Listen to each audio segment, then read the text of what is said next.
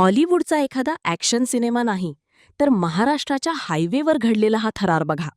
धाराशिव सोलापूर महामार्गावर धावत्या ट्रकमध्ये घुसून शेळ्या आणि मेंढ्यांची चोरी करण्याचा एक अजब आणि धक्कादायक प्रकार कॅमेऱ्यात कैद झालाय. हा चोर अत्यंत शिताफीने धावत्या ट्रकच्या मागे चढतो आणि एक एक करून शेळ्या खाली फेकतो.